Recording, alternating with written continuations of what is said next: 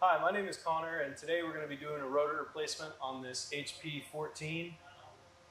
Some rotor damage is what's warranting it, and I'll show you how we do it and what to look for.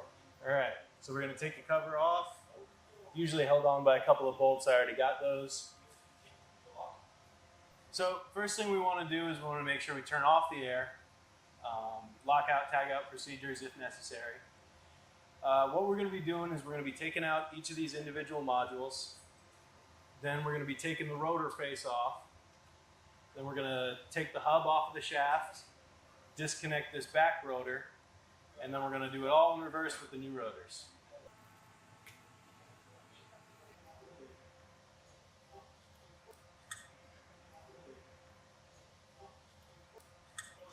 All right.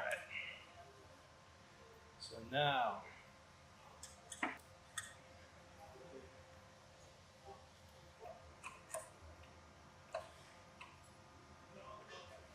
now, we're going to start taking these modules out.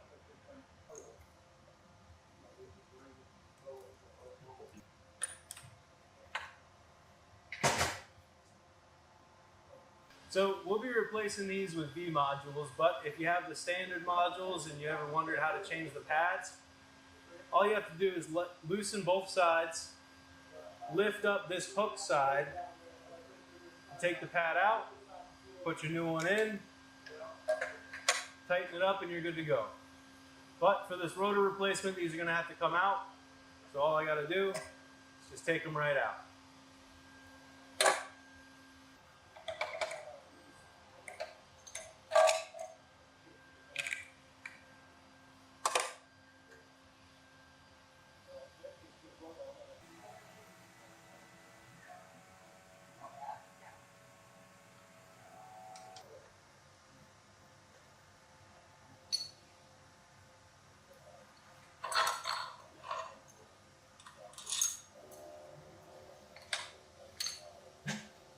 Alright, so now we're going to take the bolts off that mount the rotor to the hub.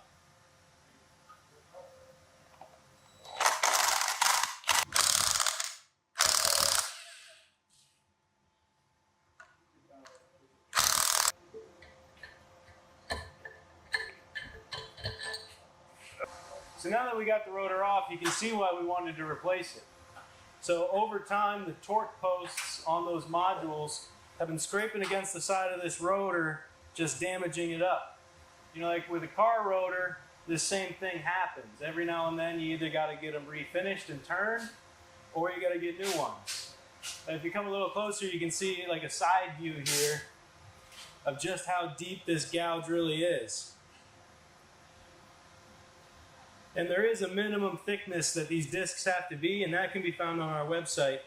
But you can send these off to a local machine shop and have them skin cut them back to flush.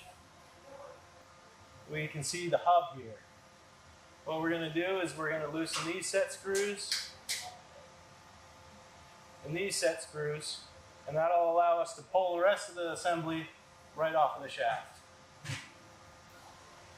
I always like to show off tools when I can, and this is one of my favorites. It's a breaker bar designed for Allen wrenches. You can find them on Amazon. They're pretty cheap, but they are just so handy.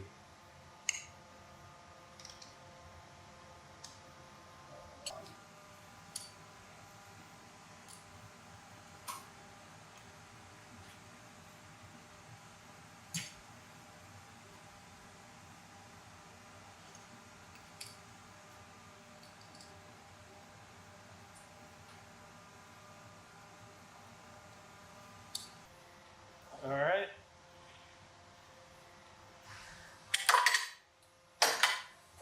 So now we're going to take this hub off, and hopefully we can get them both in one piece, the rotor and the hub. But we got to be careful because the hub's not held on by anything. It's just standing on these screws. So it could come flying at my foot if I'm not careful. See if I can bring these screws back out some.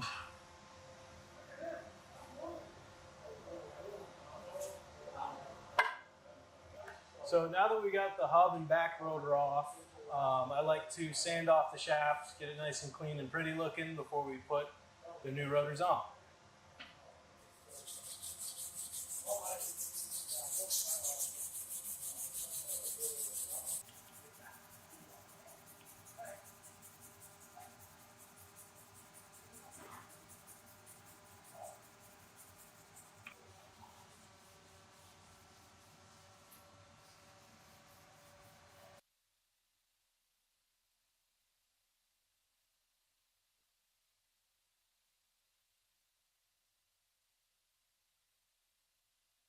All right, so now that we've got everything off, it's time to put the new stuff back on. Let me do this rotor right here.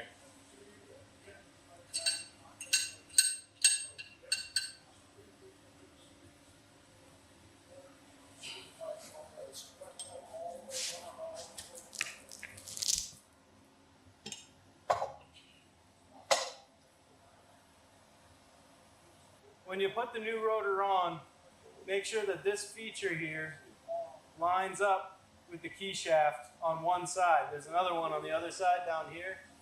Just make sure that one of them lines up with the key.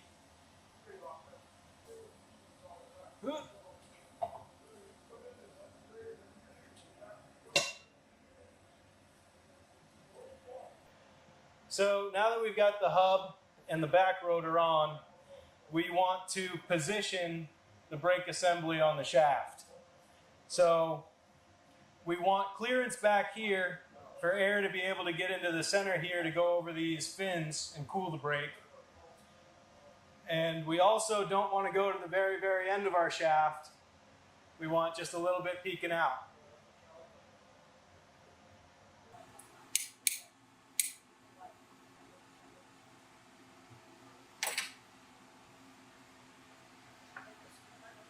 Now we're going to tighten the set screws.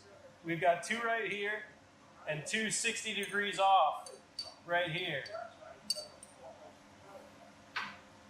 We want to make sure these are good and tight so that there's no question.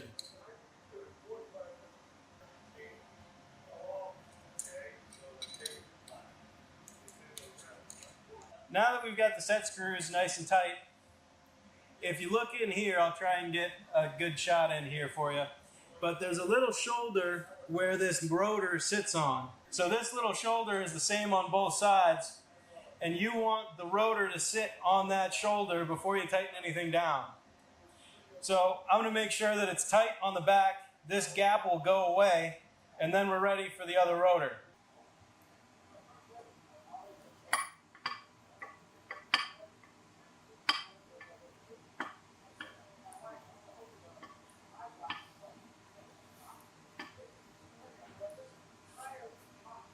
All right, now that that's good and tight, we can get the other rotor on there. All right, now same thing with this rotor. We want to make sure that this feature lines up with the keyway on the shaft. So I'm going to turn this to match it.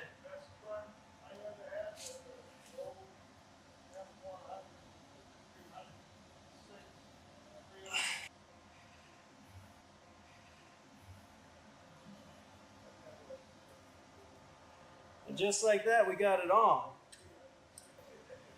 Once you line it up to that other shoulder, you can push those bolts through real easily.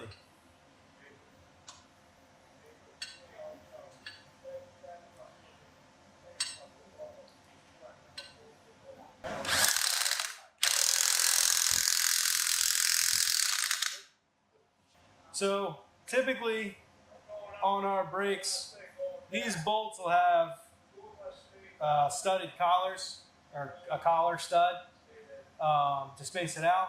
But on some of these older brakes, and this is a Webco winder, they do not have that. So we're going to have to space these brackets out to accommodate these modules without touching the rotor face, so we don't end up with the same thing we just replaced.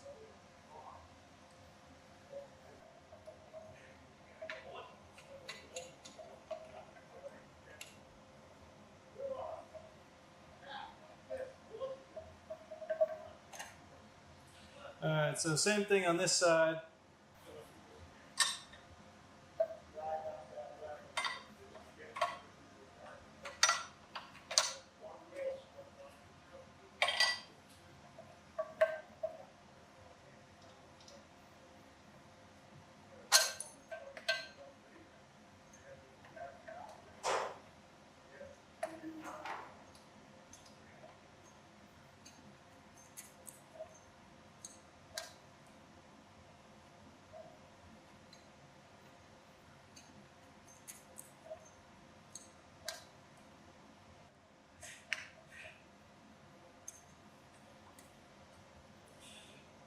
Alright, so this is the position we want to keep it in. So now I'm going to tighten these down to just about finger tight, just to get them to keep still. And then I'll come back with the wrench and get them a little bit more tight. Looking at this again though, you can see how this side is a little bit further away from the rotor than this side. Now with these V-style pads, it doesn't really matter that much because there's nothing to contact it like the standard style. But just because it's good practice and the best way to do it, we're going to make sure that these are dead center in between the rotors.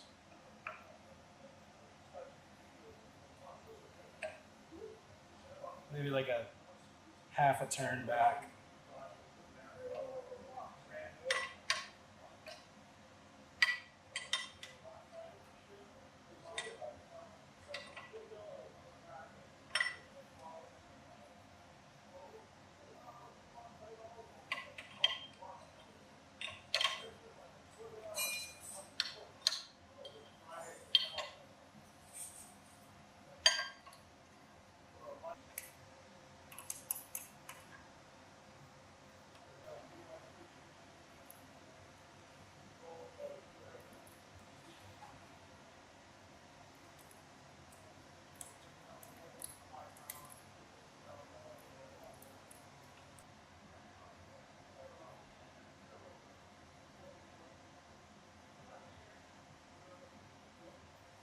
So now that we've replaced the rotors, aligned the modules, and made sure that everything's good and tight, all that's left to do is reconnect the air.